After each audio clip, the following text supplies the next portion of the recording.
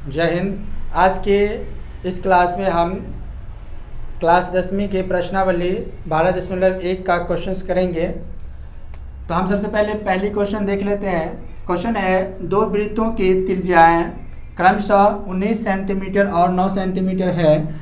उस वृत्त की त्रिज्या ज्ञात कीजिए जिसकी परिधि इन दोनों वृत्तों की परिधियों के योग के बराबर है।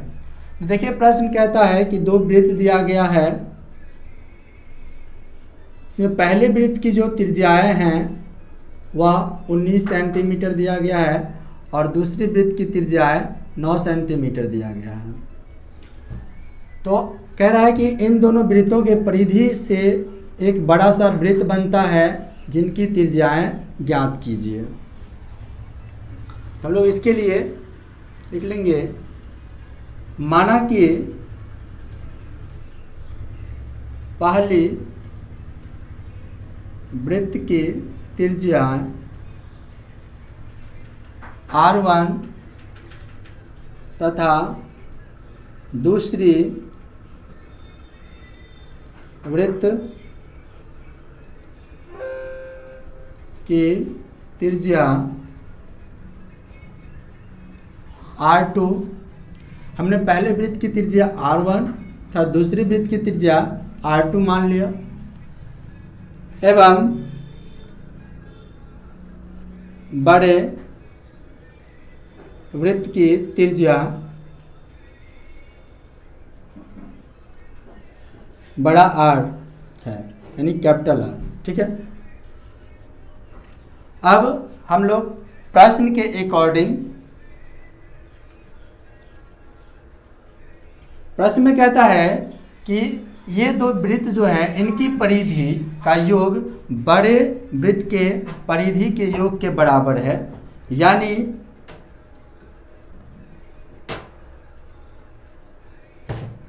पहली वृत्त की परिधि प्लस दूसरी वृत्त की परिधि, दूसरी वृत्त की परिधि बराबर है बड़े वृत्त की परिधि, बड़े वृत्त की परिधि। ठीक है।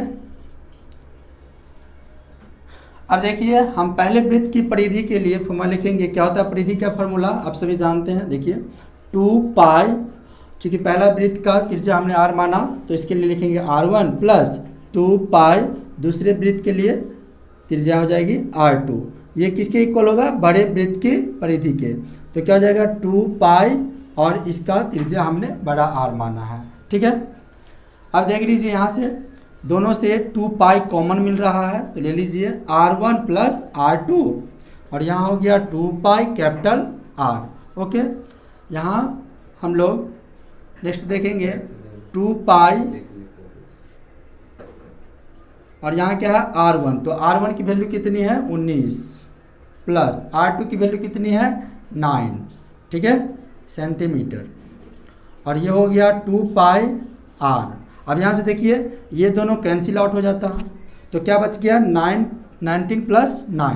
ठीक है।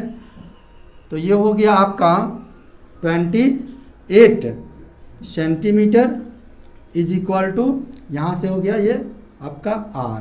ठीक है। इस प्रकार जो है वो लिखेंगे कि R बराबर क्या हो गया 28 सेंटीमीटर, यानी बड़े वृत्त का जो है त्रिज्या है 28 सेंटीमीटर हो गया। ठीक है। प्रश्न नंबर 2 देख लेते हैं। ये भी क्वेश्चन पहले ही क्वेश्चन की जैसा है। देखिए, इसमें कहता है कि दो वृत्तों की त्रिज्याएं क्रमशः 8 सेंटीमीटर और 6 सेंटीमीटर है। उस वृत्त की त्रिज्या ज्ञात कीजिए जिसकी क्षेत्रफल इन दोनों वृत्तों की क्षेत्रफल के योग के बराबर है। मतलब पहले वाले क्वेश्चन में क्या दिया था, परिमाप दिया था यानी परिधि दिया था, और इस क्वेश्चन में क्षेत्रफल दिया है। बस इतना का अंतर है। तो हम लोग पहले जैसे ही मान लेंगे कि माना कि पहली वृत्त की त्रिज्या R1 तथा दूसरी वृत्त की त्रिज्या R2 है एवं बड़े वृत्त से की त्रिज्या क्या है कैपिटल R है। ठीक है, पहले जैसे हमने मान लिया। तो यहाँ देखिए, अब यहाँ जो है इस सवाल में दे दिया गया है कि पहले वृत्त की त्रिज्या जो है वह 8 सेंटीमीटर है और दूसरी की 6 सेंटीमीटर। ठीक है, पुनः हम लोग लिखेंगे प्रश्न से प्रश्न कहता है कि पहली वृत्त की त्रिज्या,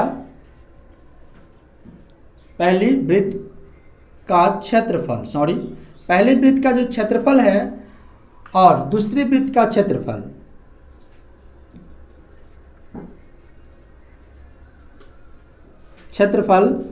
उनका योग, पहली वृत्त का क्षेत्रफल प्लस दूसरी वृत्त का क्षेत्रफल वो बराबर है किसके, तो बड़े वृत्त का क्षेत्रफल के, वृत्त का क्षेत्रफल। ठीक है, अब यहाँ से लिख लीजिए पहले वृत्त के क्षेत्रफल के लिए वृत्त का क्षेत्रफल क्या होता है, पाई आर स्क्वायर। तो पहले वृत्त के लिए r1 प्लस r1 का स्क्वायर हो गया प्लस पाई r2 का स्क्वायर, ये किसके बराबर होगा, पाई कैपिटल R के स्क्वायर। बड़े वृत्त का त्रिज्या हमने कैपिटल R माना है। ठीक है, अब यहाँ से देखिए पाई दोनों में कॉमन मिल रहा है तो ले लीजिए, तो r1 का स्क्वायर प्लस ये क्या हो गया r2 का स्क्वायर, यहाँ क्या हो गया पाई r स्क्वायर। ठीक है, अब यहाँ देखिए पाई पाई कैंसिल आउट हो रहा है, यानी कट रहा है, काट दिया, तो यहाँ बच गया आपका r1 प्लस r2 है ना, इन दोनों का स्क्वायर है। तो हमने क्या करेंगे, वैल्यू पुट कर देंगे, यहाँ से कर लीजिए, तो क्या होगा r1 का यानी 8 का स्क्वायर प्लस 6 का स्क्वायर, r2 का वैल्यू 6 है स्क्वायर।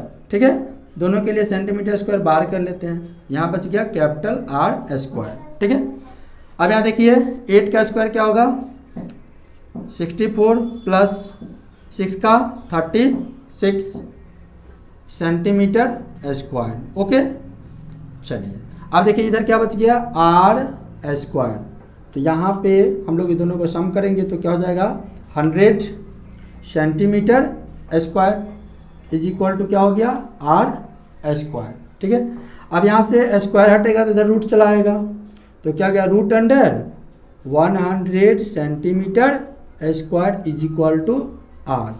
अब देखिए 100 का वर्गमूल क्या होता है, 100 का वर्गमूल होता है 10। ठीक है, तो 10 सेंटीमीटर 2 है, 1 सेंटीमीटर बाहर चला आया, क्या हो गया ये R। इसको हम लोग जाकर थोड़ा लिख लेंगे तो क्या हो जाएगा, इसीलिए R is equal to 10 centimetre.